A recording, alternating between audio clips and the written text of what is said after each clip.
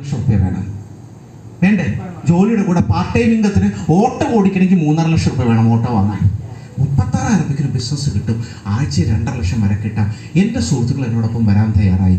ആദ്യം വന്ന 2 സുഹൃത്തുക്കളെ, ഒരാളെ ലെഫ്റ്റിലും ഒരാളെ റൈറ്റിലുമായിട്ട് ഞാൻ സ്പോൺസർ ചെയ്തു. അന്ന് രാത്രി ഞങ്ങൾ ഒരുമിച്ചെടുത്ത തീരുമാനമാണ് ഇന്ന് എന്നെ നിങ്ങൾക്ക് മുന്നിൽ എത്തിച്ചത്. അന്ന് ഞങ്ങളെടുത്ത തീരുമാനം ഇതായിരുന്നു. ഇത്രയും കാലം ജീവിതത്തിലെ കഷ്ടപ്പാടും കണക്കും പറഞ്ഞ് അഡ്ജസ്റ്റ് ചെയ്ത് ജീവിച്ചു. ഇന്ന് വരെ നമ്മൾ ആഗ്രഹത്തിനും ഇഷ്ടത്തിനനുസരിച്ച് നമ്മൾ ജീവിച്ചിട്ടില്ല. കാലിലിട്ടിരിക്കുന്ന ചെപ്പൽ തൊട്ടിട്ട് തലയിൽ യൂസ് ചെയ്യുന്ന ഹെയർ ഓയിൽ വരെ നമ്മൾ പോക്കറ്റിലെ പണം നോക്കിയിട്ടാണ് വാങ്ങിയിട്ടുള്ളത്. ഇന്ന് വരെ നമ്മൾ ജീവിതം അഡ്ജസ്റ്റ് ചെയ്ത് ജീവിച്ചു. ഈ ജീവിതം അഡ്ജസ്റ്റ് ചെയ്യാനുള്ളതല്ല, ഈ ജീവിതം ആഘോഷിക്കാൻ വേണ്ടിയുള്ളതാണ്. ഇനി മുതൽ ജീവിതത്തിൽ അഡ്ജസ്റ്റ് ചെയ്യില്ല എന്ന് തീരുമാനിച്ചു.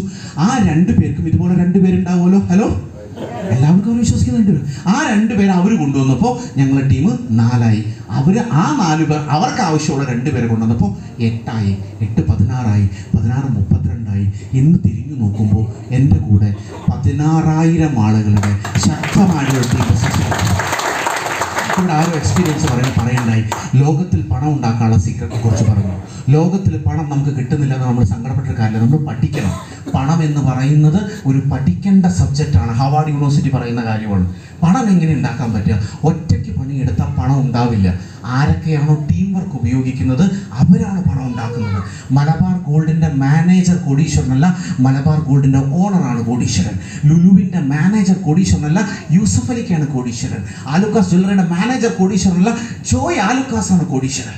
എന്താ വ്യത്യാസം? നമ്മൾ പണിക്കാരൻ, നമ്മൾ ജോലി ഒറ്റയ്ക്ക്, നമ്മുടെ വരുമാനത്തിന് വേണ്ടി നമ്മൾ ഒറ്റയ്ക്ക് പണിയെടുക്കുന്നു. അവരെന്താ ചെയ്യുന്നത്? ഇതുപോലുള്ള ഒരുപാട് പേരെ വെച്ച് പണിയെടുപ്പിക്കുന്നു. ആ അവസരം എനിക്കും ഇവിടെ കിട്ടി.